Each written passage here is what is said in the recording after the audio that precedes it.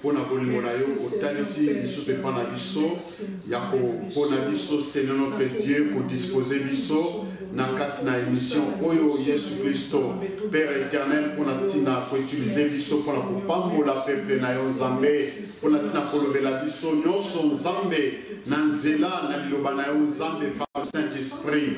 La Bible nous dit c'était poussé par l'Esprit de Dieu que les hommes ont parlé de la part de l'Éternel.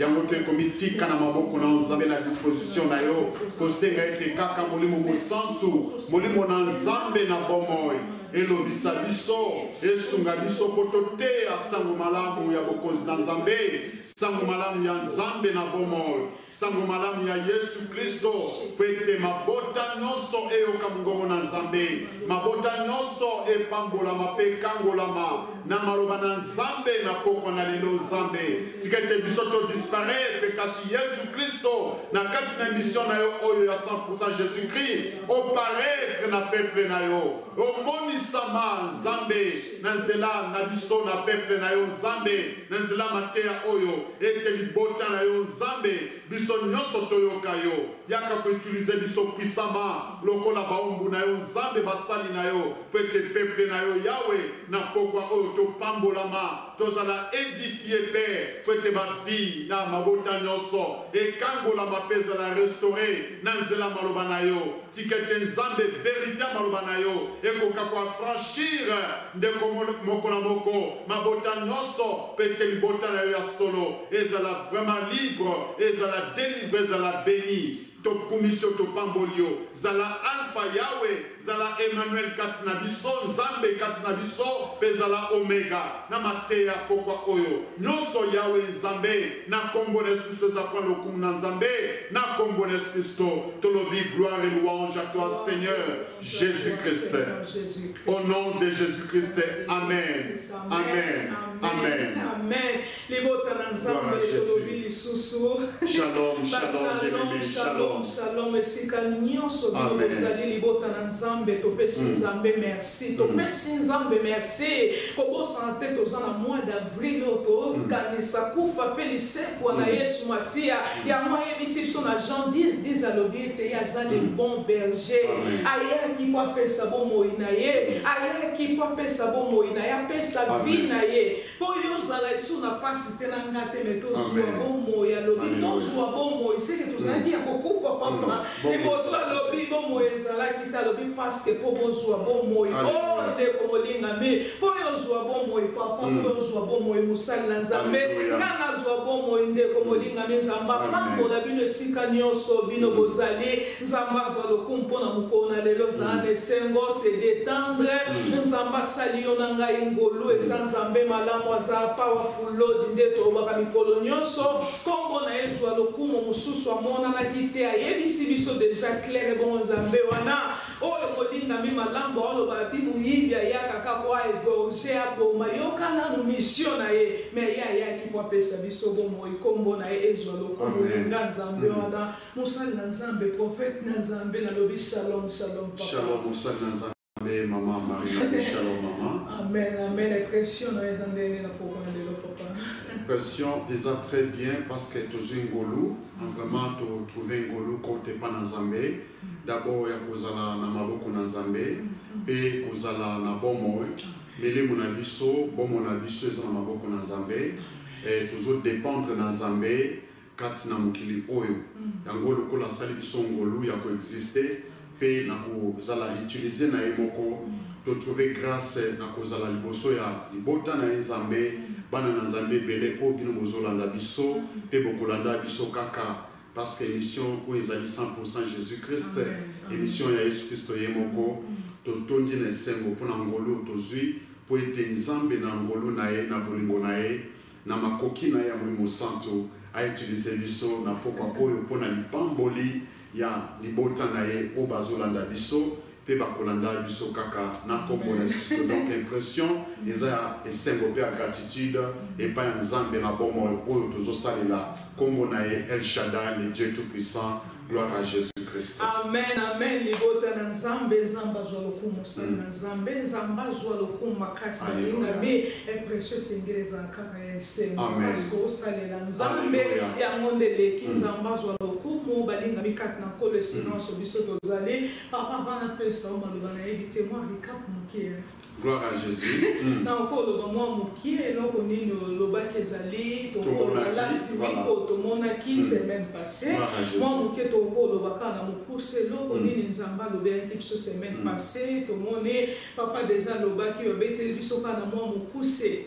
Histoire ezali ya bana Israël nde bazalaki na 4 Égypte nde bamonaki pasi esika bazalaki banyokomaki 430 ans banyokomaki penza mingi papa déjà ebisa biso bato ebele mpe bayebi histoire oyo banyokomaki na boumboku na mboka na Égypte balobi ete kolela ya bango eyokamaki epa na nzambe parce que souffrance ekomaki makasi lokwa bazalaki peuple de Dieu balelaki epa na nzambe nzambo aza malamu nzambo azali ya nguya nyonso alingaka kaka monisa nkembo na ye moto baza peuple na ye atika ye bango kaka etape wana po amonisa nkembo na ye ayokaki kolela na bango toloba ya mokuse atindaki mutu moko yaponaki mpo papa alobaki kaka nde nzambe atiaki ye na maloba abi nzambe asalaka kaka na nzela moto ayaki kopona moïse mpo abimisa bango na bowumbu ndeko molingami kati na nkolo yango wana epe wana makambo wana mpo esalama evenema wana balobi ete nzambe ayebisaki moïse na aron ayebisi bango ete alobi boyebisa libota na ngai lokola nga nayoki kolela na bino lokola nga nayoki kolela na bino esengeli na delivre bino me tokosala nini délivrance wana mpo Pharaon ye atika bino esengeli amona ete ayeba ete nga nazali nzambo ezali ya nguya nyonso esengeli ya yeba tomoni ayebisaki bango alobi bafamille nyonso chaque famille bamaison awa vraiment toyaki koloba papa babetaki setenga mpe nalobaki na be ete nzambe ayaki koyebisa biso ete vraiment alingi bafamille nyonso basangana bazala esika moko bazala disperse te bazala kopanzana te division te eloko te bazala esika moko ata baza esika moko na bandako oyo ezalaki motu ya centre ya makambo nyonso esengeli agneau azala na kati bakabula agneau bango nyonso libota na nzambe babi bapona agneau oyo ezali ya mobali oyo ezali ya inane balobi eza sans défaut sans défaut balobi ete baboma ye puis makila na ye batya likolo ya baleto tango ange de la mort akoya kopase sa nini ekomela libota na nzambe te mezwa kaka bana ya Égypte oyo ezali ennemi ya nkolo mpe ya peuple ya libota na nzambe mpo bango pasi eyaki tomoni deja kufa ezalaki kuna nzambe abikisaki libota ne epargnaki a cause ya nini makila wana ezalaki na balento ya mwando tolobeki na kati ya mokuse tokoloba ezali ya nio wana ezalaki kaka image ezali ya Yesu Masiya inane azala ya mobali ndeko molingami kati ko mwana na pate oyo ezali Yesu Kristo balobi ete bosangana na bandako azala na defo te esengeli tolia ye ndeko molingami defo te eloko te tozala na kati na biso mitema tozala totambula tozala mitemo ezali na sainteté tozala malamu liboso na nzambe azala na defo te nzambe azali saint esengeli tolia esika moko tomonaki unité tomonaki union ezalaki vraiment très important na mwa mokuse na koloba balobi ete ceinture ezala na kati na luketi na biso tolobaki esengeli vérité tanto kolia ete penza ya kolongola basapatu banda yo vandi mutu loko oza prete kanga ceinture na loketo ceinture oyo ezolakisa kaka tobi vérité eza kati na biso balobi ete bolata sandale parce ozotikala wana te okolia makolo ngulu te eza ntango oyo esengeli sandale ezala na kati na makolo na biso ezali évangile de la paix toteya sango malamu ya Yesu mpe tolobeki so esengeli baton ezala na maboko baton ezolakisa ka pouvoir autorité nde tolobaki ezala kati na biso nzambe apesi autorité nzambe apesi nga pouvoir apesi papa apesi biso nyonso na kati na mokili mobima ya pamba te Pharaon akobangisa o te na nini na basoda na ye parce que autorité napesi yo pouvoir yo leki oza makasi mpo oyo aza kati na biso aza monene aza makasi ndeko molingami abi tolia ye mbangu ndeko molingami po ezali tozobima ezali ya kovanda te ya solo ya monde lobamaki mpenza last week to semaine passé tolia mbangu zala na vérité komi ntango ya vérité tokozala lisu ntango ya kokosa te tokozala lisu ntango ya lokuta te parceke yesu masiya azoya esengeli tolia na vérité topanza sango malamu ya yesu masiya autorité ezala na bato ezali pouvoir autorité kati na biso na mwa mokuse rikapo tokoloba oyo tobaki last week yango wana papa ezalaki instruction de komolingami soki osalelaki yango nga mpe nasalelaki yango nzambe azwa lokumu yango wana instruction ya liboso ezalaki mpo tomona impact oyo ezali ya kufa mpe liseko ya yesu masiya betela nano yesu masiya na boko esika yo ozali nzambe azwa lokumu papa tokoloba mokuse yango wana recap ezalaki oyo ezalaki mpona last week to semaine passé oyo tolobelaki mosali na nzambe eloko nini nzambe inspire yo lelo oyo tolobela na en tout cas nzambe azwa lokumu mosali na nzambe mpe nzambe apambola yo mpona vraiment korapele biso lisusu na en résumé oyo nzambe alobisaki biso la fois passée totondi nzambe botondi mpe natondi yo botondi lisusu na biso merci mpona ntina korapele biso oyo toyokaki la fois passée par la grâce du Seigneur. Bien-aimé, tokomi na ntango ya vérité molimo mosantu esika ezali elobaka vérité mpe ene tolaka yesu masiya na yango nzambe enrole biso lisusu na pokwa oyo alatisi biso sapatu oyo ezali zele ya évangile ya kimia yango nde tomemeli biso nyonso ete toyoka oyo ezali évangile ya kimia sango malamu ya nzambe ya kimia kati na pomona biso kati na mitema na biso kati na mabota na biso kati na mabota na biso mpe epai nyonso tozali sango malamu ya yesu masiya oyo ememaka kimia na mitema na milimo na mabota na badomene nyonso ya bomona biso toyoka yango toyamba yango yango totondi bino botondi na nzela koyamba biso na bandako na bino na nzela na baekran na bino mpona koyoka sango malamu oyo ekomemela biso nyonso kimia na mitema mpe na bomona biso tika ete nzambe na lola oyo atindi biso apambola bino mpe akotisa kimia na ye kati na mabota na bino bozolanda biso mpe bokolandaka kaka biso ntango nyonso na kati na émission oyo ya 100% Jésus-Christ oyo eza likabo na nzambe mpona mabota mpe mpona ntina kopambola mabota nzambe apambola biso nyonso na pokwa oyo amen na yango gloire à Jésus-Christ tozokende ndenge toujours comme toujours molimo mosantu atambwisaka biso ezali na boyebi na biso te ce n'est ni par la force ni par la puissance mais c'est par l'esprit de Dieu dit l'esprit de Dieu dit le Seigneur nde tozosalela nzambe bien-aimé nde toza komema sango malamu na kati na émission 100% Jésus-Christ c'est par l'esprit de Dieu et par au travers la grâce de Dieu oyo nzambe asali biso yango tozomema sango malamu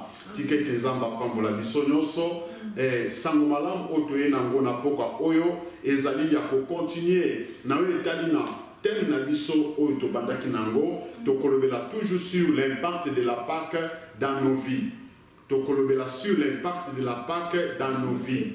Alors élément oyo ezali très capital oyo tozosenga mpe tokomitika ete molimo santu alobisa biso mpe akamba biso tokolobela na oyo etali la vie de Jésus-Christ en toi. Voilà, la vie de Jésus-Christ en toi et en moi. Donc, impact, il n'y a pas que oyo, il y a pas que oto lobela na bon na biso to kende komona bon moi ya Yesu Kristo kati na yo molingami pe kati na ngai. Amen. Na zela na impact oyo ya Pâques oyo biso tozo célébrer toto utako célébrer toto célébrer na mois oyo ya avril impact na yango na bomo na biso impact ya Pâques na bomo na biso peto ke komona na sungi na Nzambe na we Italia solo bomo ya Yesu Kristo kati na biso kati na biso na bino balingami nde tomitika koyoka loba na Nzambe pe tomitika kokambama na Lumo Santu po ete topambolama na nzela na maloba oyo pe na nzela na teme oyo na poka oyo Nzambe apambola biso nyonso. Amen, amen. Libota na Nzambe, Nzambe azwa lokumu une partie de la Pâque dans nos vies. Déjà kako lobaki moi mokie na yebi biso na koza pe kosunga isuba ningo velo ko koza ko éclairci une partie na yebi ke baninga déjà lobaki semaine passée obaki za résultat et za solution likambu moko oyo ezali likambu moko esalami résultat na ngoto pe c'est exemple le kwa mutaba koza kobela zaki na pasi résultat ya maladi bapesi kisi wana esali ndenge ni na kata nzoto eza bongo kisi esali ndenge parce que bayebi solution kisi na bongo il essaie ndenge obaki résultat solution. Voilà. Merci beaucoup la servante du Seigneur. Tout le bas qui était impact ezali effet produit d'une action. Donc ezali résultat, ezali solution, ezali résolution, ezali répercussion, ezali conséquence, ezali influence d'une action sur quelqu'un ou quelque chose. Donc ezali mbano to litomba to musala likamumo bwezo sala na kati na bomo ya mutu nde babenga impact. Vous comprenez? Donc ezande mo pesi ndakisa mose na Nzambe ndeko moko azobela soit ba bondeli pona ye abiki ndenge abiki wana ezali résultat ya prière na nzela ya foi ya basali na Nzambe pe na nzela ya kondima na ye. Donc le biko to guérison azui ezali résultat eza impact ya puissance ya prière faite par la foi par le serviteur de Dieu au travers de sa foi nde ebiki sepesi résultat epesi impact ya guérison. Amen. Donc impact ya ngwana ezali influence eza conséquence ya likambo moko boye basaleli yoto esaleli na vie na yo epesi ezali résultat o epesi eza résultat epesi o emonani. Alléluia. Vraiment. Donc eza pe influence ya likambo moko boye ya action moko boye esalemi likolo ya bomo na yo to esalemi likolo ya ndeko na yo influence o etiki na bomo ya mutu elembo nini etiki musala emonisami na sima ya eloko wana esalemi na sima likambo wana etiki impact nini etiki action nini etiki litomba nini na kati na Alléluia. Na kati na bomo ya mutu. Amen. Les actions moko nazo bakisaka papa ndengo zolo badok action moko lokwa moboti na ko pesa exemple azana mwana na ye atangisi mwana olie conseil ya akolisi mwana na nzela na Nzambe ye atangisi mwana ndenge sengeli na bizali na malamu na tolia malamu osa mwana pe akoli atangi malamu asisi bakelasi na ye et puis akomi mutu akomi accompli akomi responsable na kati ya vie parce que alandi ba norme ya éducation au moboti na ye to baboti na ye bapesa résultat na mosiko ekomona ne pas na suite ya vie na ye pe na musala na sens ya responsabilité oyo ye akozala nango na kati na bomo na ye. Amen. Yango wana na mokuse yango wana penza impact to expliquer yango papa na facette ebele ya so mutu nyonso déjà comprendre des amis. Amen. Donc elembo nini ezakoya elembo ya musala moko boye elembo nini musala moko songolo ezotika na bomo na yo elembo nini ezakola tango esika yo zoleka tango yo zoleka esika moko ou bien visiter ndeko moko ou bien oza en contact ou ozali na connexion na ndeko moko ozali kotika elembo nini koleka na yo na vie ya ndeko moko etiki elembo nini etiki résultat nini soki yo leki soki yo kei ndeko wana akotikala na likabo nini na impact nini na résultat eloko nini ekotikala na bomo na ye akoloba nini eza lokola akotémoigner eloko nini mpo na ntina na yo. Alors biso awa tozali koloba na poko elo bien aimé na kati na émission 100% Jésus-Christ oyo toyei kolobela na oyo etali résultat témoignage ekoloba lokola témoignage ya Pâques Et donc on dit Pâques et sali. Yango de pour témoigner. Amen. Musala ya Pâques et sali. Na bombo na biso batu bana na Nzambe. Na bombo ya batu nyonso bayambi Yesu Masia. O bandimi lisekwa to kufa pe lisekwa na Yesu Masia. Batikali na bilembo nini? Batikali na eloko nini? Batikali na témoignage nini na sima musala ya Yesu Masia ko kufela biso pe kosekwa. Totikali na elembo nini? Totikali na conséquence nini? Totikali na vie nini? Totikali na témoignage nini? Kufa pe lisekwa na Yesu Masia. Etiki nini na kati na vie na yo ndeko ozolanda biso pe etiki nini na vie na biso impact na yango. Influence nini etiki?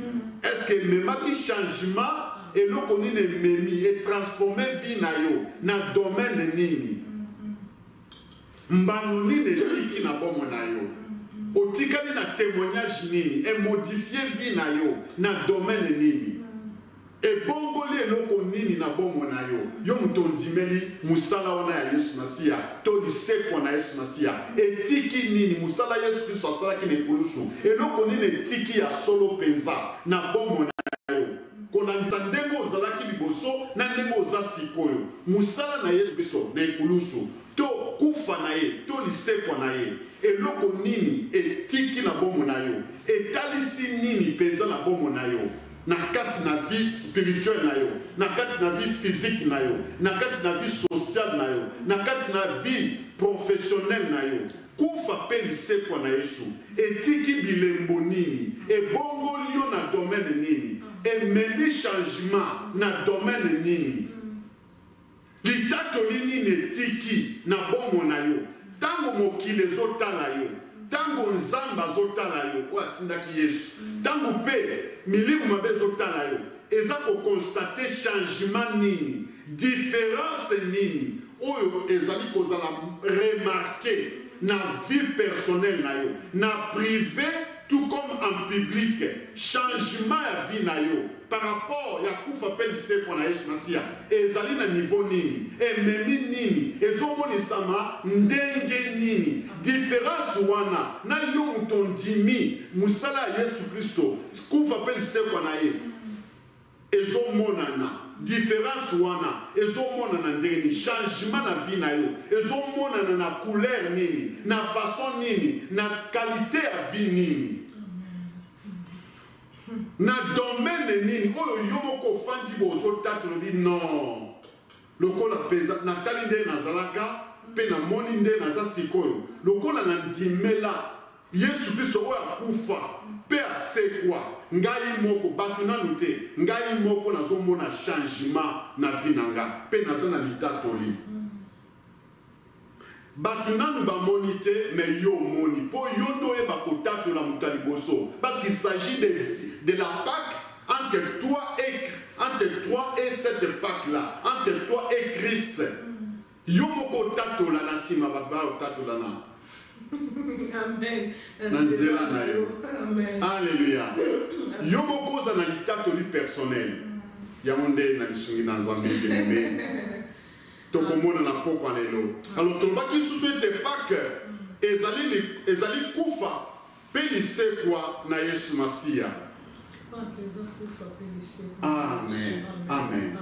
Amen. Alors, na évité to continuer déjà, to commis déjà na kokamba mana molimo mosantu mosana Nzambe na évité soza likambo kwa koloba avant na décoller na zela na molimo mosantu déjà parce que nous sommes connectés par Christ.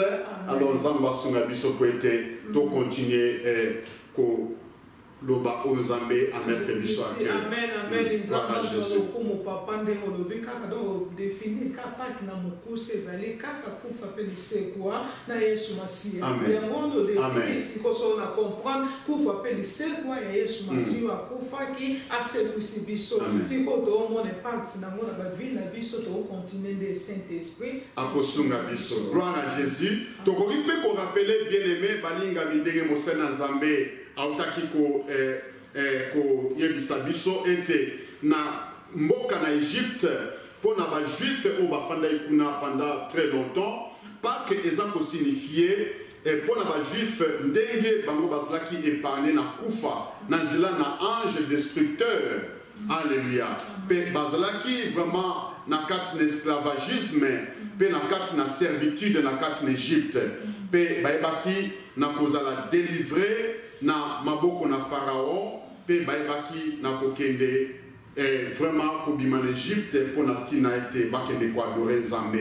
Ils étaient délivrés des mains de Pharaon par la puissante main de Dieu au travers Moïse. Amen. Amen. Nzambe azwa lokumu ya solo nde tolobaki papa merci pour compléter ngo lisusu ezalaki délivrance tokoloba ndenge toko définir la cosa délivrance bazalaki na kati ya captivité 430 ans nde tolobi eza jeté ezalaki souffrance nzambe akangoli bango tozwi ba Bible esika tozali tokotimba bango na message na biso ya koma lelo tokomi na Nzambe Romains chapitre 3 verset 23 tozotanga na kombo. Amen. Nakoki kotanga s'il vous plaît. Amen. Romains nous totangi mukanda na Romains chapitre nango ya misat verset 23. Nous lisons la Bible au nom de Jésus. Amen. Car tous ont péché et sont privés de la gloire de Dieu. Amen, amen. Nzambe ya solo nzamba zwa lokumu et de la Pâque dans nos vies. La nyonso basumuka ki baza privé. Baza ki privé na gloire na Nzambe. Ya solo tomo na kaka wana so to bito banda lelo to tala siko makambo moto beta ka loko moi histoire muke moto kota. To yeba ko comprendre ba monde makambo ngo esala makito omo na ete na kata jardin de Eden Nzamba sala ki moto Adam pe Ève achaki ba mo na kata jardin d'Eden Nzambe aplaçaki bango esengaki bavanda na bibo cultiver kaka bo garder Nzambe apesaki bango nyonso bazalaki nango besoin présence na Nzambe pezalaki à tout moment et pas na bango présence na Nzambe ezalaki à tout moment na kati na bango Nzambe bako visiter bango à tout moment bazalaki na nyonso bazangaki eloko te toyebi na mokuse ete moto asalaki lisumu a désobéir na oyo Nzambe ayebisaki lokola instruction nde toute koloba semaine passée nzete oyo ya connaissance ya bien pe le mal alobi kosimba te kolia yango te moto ayokaki te ayokaki nyoka mabe ekotaki na kati na mokili babi bato nyonso yango na Rome baoloba basumukaki bazalaki privé na gloire na Nzambe o libota na Nzambe esengeli toyeba monene na Nzambe po tocelebre Pâque oyo ezali malamu toyebe parti nango toyebe siko biso touti biso nyonso tosumukaki a cause ya Adam lisumu wana ndeko molinga mekititi na biso tomona taka ye papa yanga bomaki ndeko na ye ezali Abel lisumu wana ebandaki ezali na Adam pe Ève ezali baboti na bango ya wana ekititi lelo lisumu wana ekititi lelo o na tangu toloba na nde bazalaki na jardin d'Eden libota na Nzambe ezalaki pasi parce que basalaki badesobéir na mongongo ezalaki ya Yesu Kristo ya Nzambe ayebisaki bango apesi bango interdit yango esengeli tolandaka instruction elongolaki biso bato nyonso tosumukaki a cause ya motu moko so Nzambe yango oyebisa biso alobi kosala mabe te parce que conséquence ezalaka ndeko molinga miliko ya lisumu omona ya baparent ezalaka mpe omona bana makambo mosusu bana bayebi te bakoma omona kosubir baconséquence likolo ya nini lisumu moko ezali mpe bongo Nzambe apekisaki bango moto adesobéir liboso na Nzambe ememaki kufa eloko moko esengeli biso toyeba na kati na se na moi ndeko molinga Nzambe alingi lisumu te alingi mutu me Nzambe alingi mutu atosa ye mpo na bolingo na ye moko ye mutu biso te nde tobaki na Nzambe asala biso bato loko alobaki na Jérémie avant kutu yo salama na libumu mama na ezali nga mutu naponaki yo Nzambe nde aponaki biso ye nde abengaki biso ndeko molinga mpe esika yozolanda biso esika biso mpe tozali totanga mamo na Nzambe totanga mamo na Nzambe ndenge biso tozali okozala esika nolobi na okovanda te bonzambe nakokai mpe kozala ye moko na bonzambe nakokai kovanda lobi na jui na bomengo na nga makambo na nga nyonso naza Nzambe na okili eloko moko te malobi eza malamu te sengi nasala moto abénéficie mpe na bolamu oyo nga naza nango tomona mo na Nzambe ndenge ezali inconditionnel asengi moto eloko te asengaki eloko te alobi jouir na okana tike lui a ébissé kaka bi oyo muma oyo a interdit kaka loko moko abi a connaissance ya bien le mal ko simba te na lingito yeba na lingite mbuma oyo simba nyoka ya ko sa moto nzamba lingi masumu tende ko molinga mi de la verso balobi biso nyonso to sumu kaki tozalaki musika na nzambe nzamba lingi lisumu ta ko linga muta pona ki ondeni ta muta désobéir kutu présence ka dana elle tamba yaki mbuma basali lisumu bayokeli ka nyoka séparation de jekotaki na kata jardin de Dieu ezalaki kutu présence kaka ya lisumu nzamba okokoma ta pembeni te lisumu ta ekotaki mutu akimi deja musika na jardin okozala na présence na nzambe te na lisumu nzambe alingaka te eloko babi nzambe alingako ekabulaka mutu na nzambe ezalaki masumu o ndeko molinga mi yango nde ekotaki na kati na jardin d'Eden tobebisaki tozalaki musika na nzambe akokaki mpe kotika biso na niveau wana papa yango babi bato nyonso basumukaki nde romain oyo bato tozalaki privé na bolamu na nzambe tozalaki privé tokokaki esu kopusa te matiki biso musika parceke todésobéir mobotino ya désobéir ezali mpe biso lelo tosubir yango nzambe alingaki te mais sikoyo yango wana toloba na ngolu na nzambe tala kufa mpe lisekwa na nzambe eloko esali na ngolu na nzambe alobi eske na okozala kaka nazala bongo tous son péché sont privés de la gloire de Dieu lisumu ememaki kufa lisumu ememaki mabe tozalaki mosika nzambe bakomona biso ata komona te lisumu esika ezali ata yo na présence na yo kokopusa ata oyoka mabondeli nde babi nzambe ayokaka libondeli ya mosumuki te alingo ndenge nini na tozolela lingi talingi nde obéissance nde otelaki biso semaine passée instruction ekobetelango sete parce que eza très important va biso tomona imparte esengeli biso tolanda ezalaki biso nyonso tozalaki privé na bolamu na nzambe tozalaki privé na ngolu na nzambe yango wana nde elongolaka moto azwa ata mapamboli te lisumu epusa musika ndeko molingami lisumu ndenge ezali babénédiction nyonso nzambe abongisa mpona soko omona kutu ata nzambe wana ya biso te me bénédiction ozwango ndeni parce que omona te kosaka eza présence na ye te lisumu ndenge ezali boye ezomema yo na ngai ndeko molinga nayoka ata mongongo te soko oyoka mongongo na biso te ndeni na obénéficie ya bolamu moto akomaki akomi ni ezalaki soni ayaki na ye kodécouvrir eloko te nde tolobaka tout moment ayeka koyeba mabe na malamu aye komonake naza ni eloko nzambe abombelaki yango wana alingi te yo yeba koza ni a quelque sorte na ngai naloba nzambe alingi te moto adécouvrir mabe aza nzambe malamu nde tolobika na verset ya liboso na Jean 10 ali nayaki mpo napesa bomoi na nga napesa bino bomoi ezali en abondance alingi te moto ayeba kaka mabe yango abombaki abivivre na obongo oyeba no mabe to kosimba kuna te kosala boye te alingi makambo ebele te abi kaka wana mbuma wana yo kosimba te kosola yani yoka te apesa o mabe te yoka kaka instruction na ngai ndeko molingami moto ayokaki nyoka ye kodécouvrir kaka zani nde tolobaka tobi lisumu ya kolakisa biso ka nini te na biso ekotama tuna soni na position na ye olongwe musika tokomi musika na nzambe ekomi soni na osala ndeni moye na bimbeza toye koyeba mabe yoka nde diable asalaka akosa ondo okokoma nzambe soko lie nini mbuma wana so osali likambo wana donc aza mokosi moto akomaki na soni akoma oyeba te na okende wana jardin oyo ezalaki malamu mpo na yeba abi abimi na jardin ye moko ake kosala nini akei quelque part ake kobomba masolo na sa nzete akomi kokima nzambe oza wapi loko aza nzambe azali sende komolinga bino aloba 3 fois te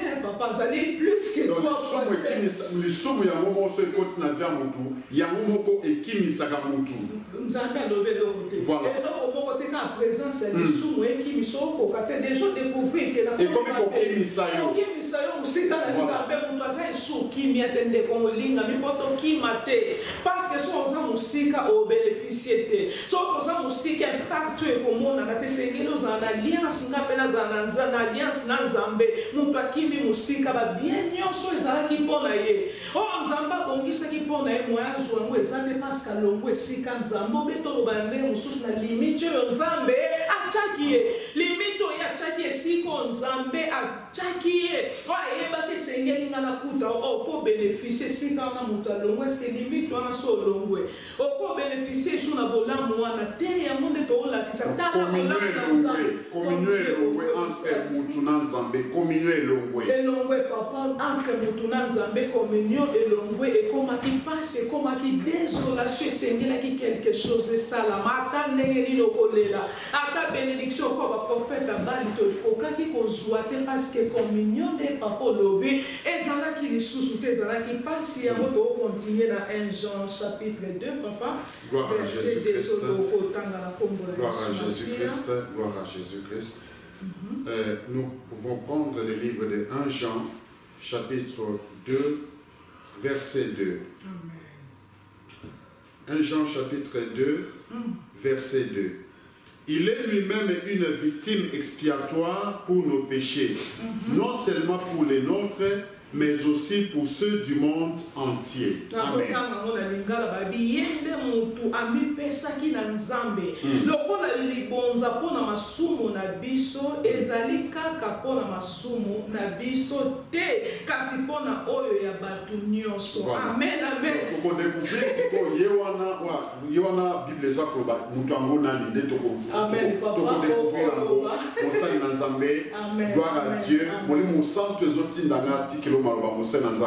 Parce que Nzambe azoba makamba minene na nzela na yo na pokwa oyo boye vraiment Moussa Nzambe continue s'il vous plaît yende mutu ami pesa ki na Nzambe lokola libonza tokolo balokolo offrande nde komolinga mekati na kolo biso tokolo bawo na lobi mwa mukie za mukie parce que Nzambe loko moko te Nzamba za malamu za gentil alinga mutu mingi alingi mutu alingaki alingaka continue ka lisumu eloko moko mususu zaki tobi tokomaki musika na Nzambe oyebisa biso balobe eloko moko te kokaki kosauve biso mutu moko te kokaki kobikisa biso ata mama na alingaki yo mingi loko aza mutu aza na lisumu wana ya da mutu moko ata koko ata tata mwasi ata mobali ata mama leka ata mwasi na bongo nokoka te chef du village mutu te papa akoki te ata eloko moko te mutu moko te kokaki kobikisa biso libota na Nzambe ndenge biso tozalaki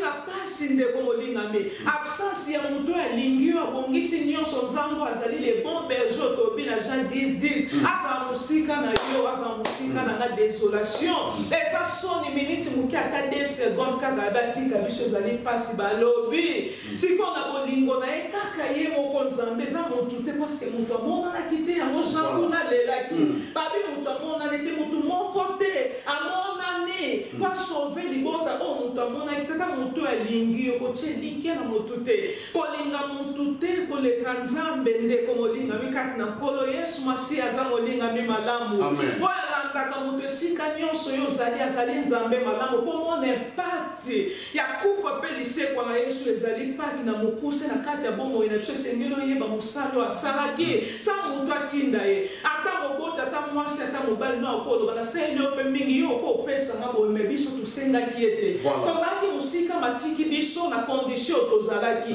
na condition biso tozalaki tolingai tozalaka ya mame bao bayembe mutu amipesaki na Nzambe lokola offrande mpona masumu na biso ezali kaka mpona masumu na biso te kasi mpona masumu ya bato nyonso kaka mpona masumu na yo moko te Yesu Kristo papa amen amen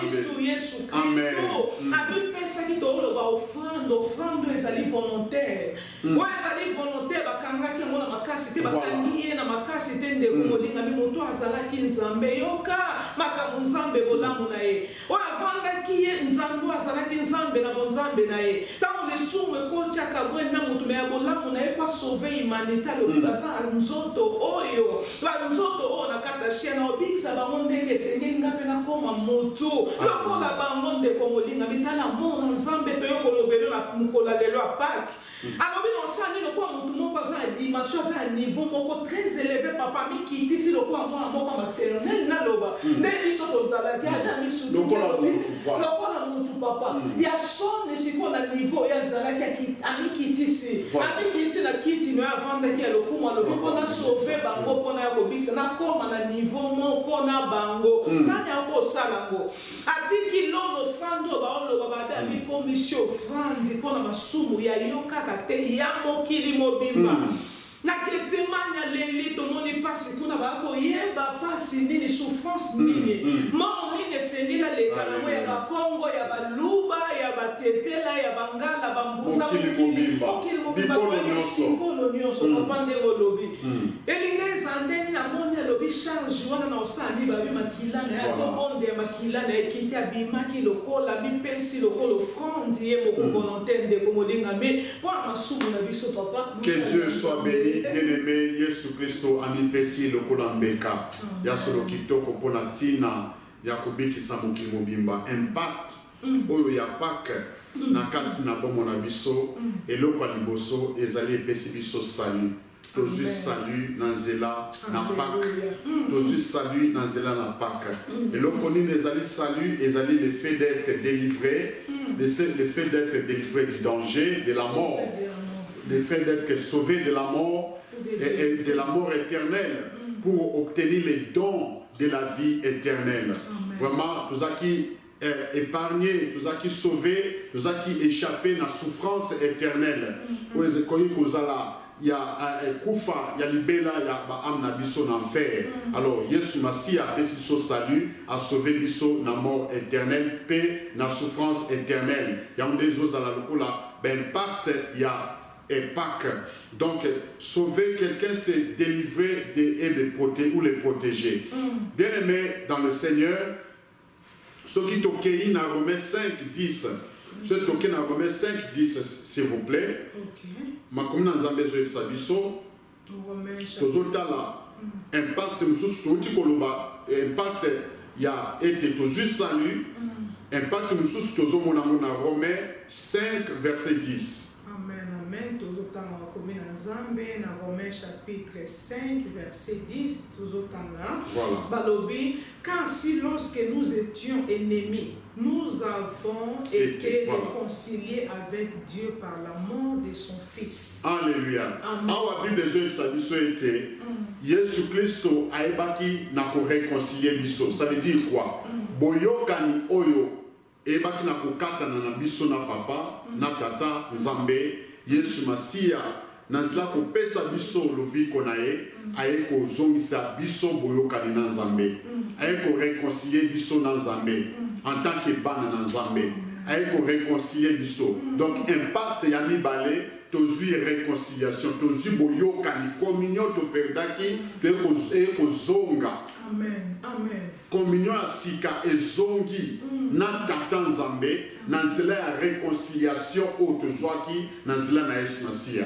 Donc tozui réconciliation tozui communion na Nzambe de kokoma na communion na Nzambe. Alléluia.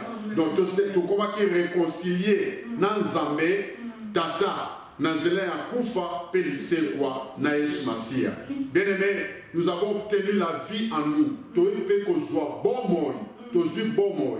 Ce total dit Romains 8, 19. Total dans Romains 8, 19, s'il vous plaît. Okay. Romains chapitre 8, verset 19. Tozotanga balobi. Aussi la création attend-elle avec ardente désir la révélation des fils de Dieu. C'est pourquoi, bien aimé, le kola to komi ban na Nzambe, to komi réconcilié na Nzambe, par au travers la mort et la résurrection de Jésus, to komi réconcilié na Nzambe et c'est to vivre en qualité à ban na Nzambe. To vivre en qualité à ban na Nzambe.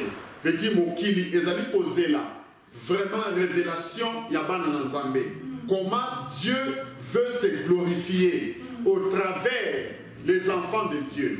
Ndegeni Nzambe a se glorifier na nzela na bana nae au travers vie na biso otozui. Biso bana Nzambe. Au travers vie na biso otozui na nzela na Yesu Masia. Donc pas que esa présence ya Yesu Christ ressuscité. Présence à Jésus-Christ qui est vivant en nous. Alors, quand au Christ a zakat na biso, tous vivre en conformité na vie ou apesi biso, nous vivre en conformité, na parole poussé par l'esprit, conduit par l'esprit de Dieu, nous allons révéler le mystère du royaume. Na Nzambe, na nzela na biso, bipai nyonso tozofanda, bipai nyonso tozali. Donc nous exprimons la vie de Christ, la vie de Jésus-Christ en nous.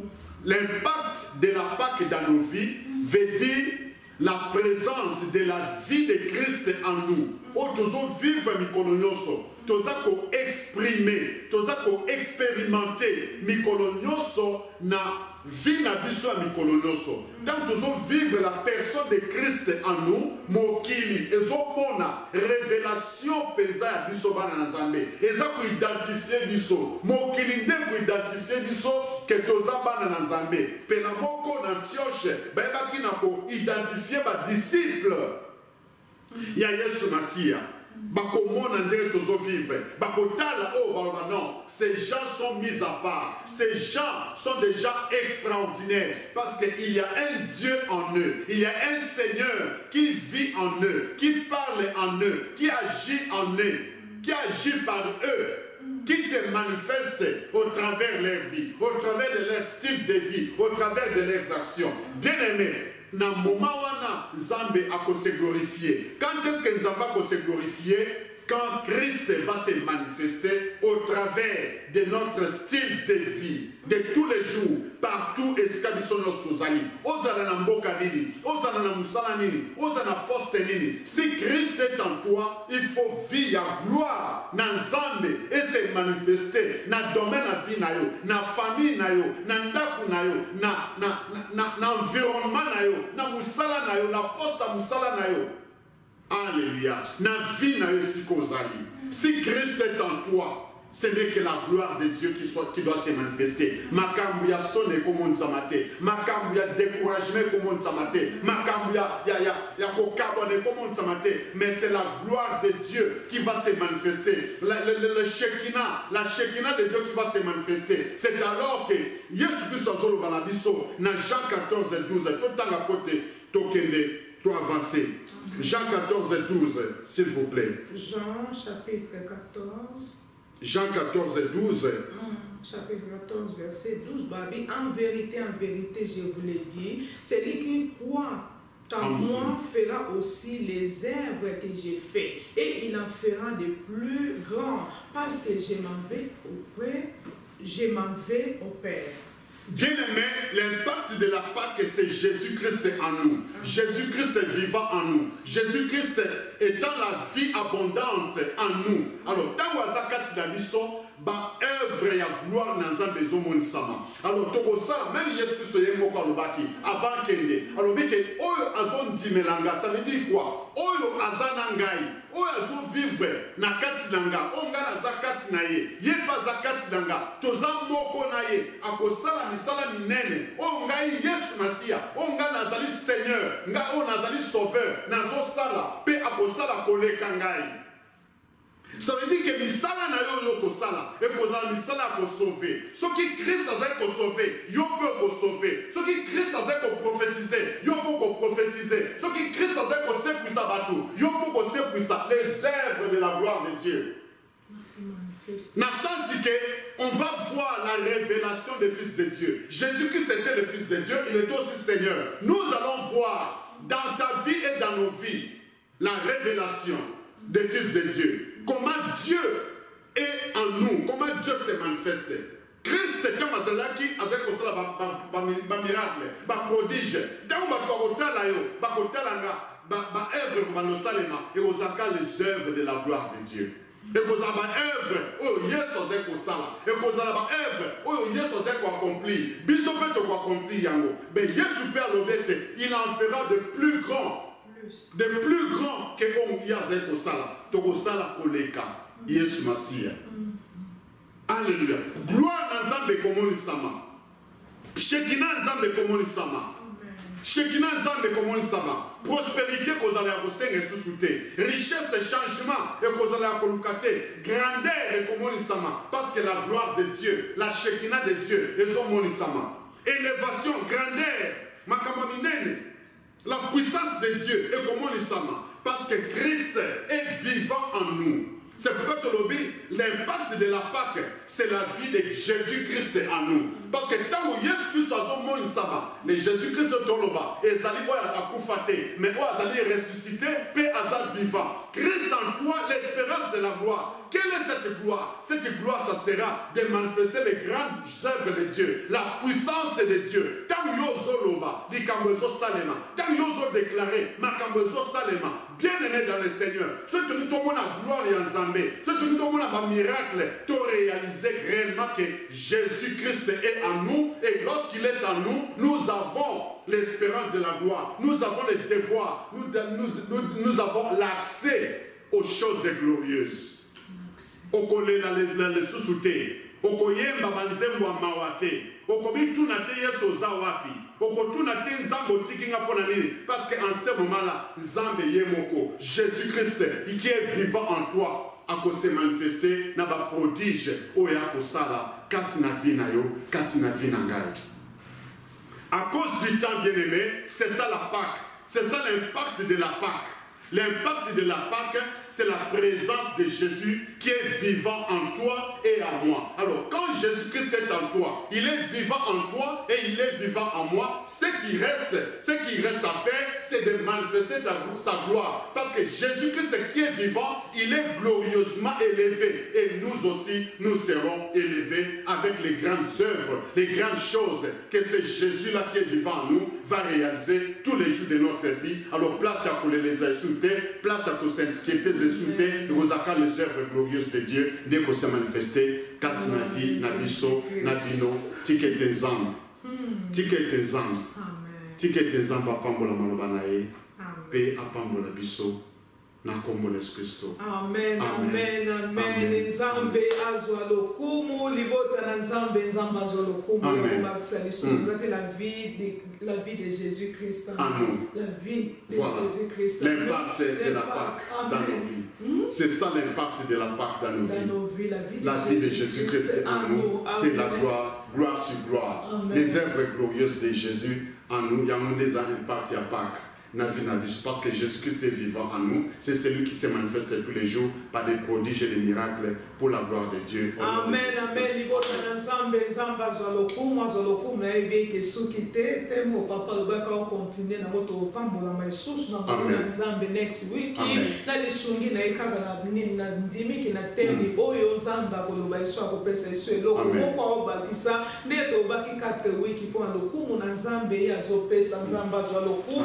Apambola bino zaki branché connecté zambasa bino bolamo tokangi misto bonde na lilobo toyoki na kombo na Yesu Masiya. Éternel, merci beaucoup Yahweh pour ta parole.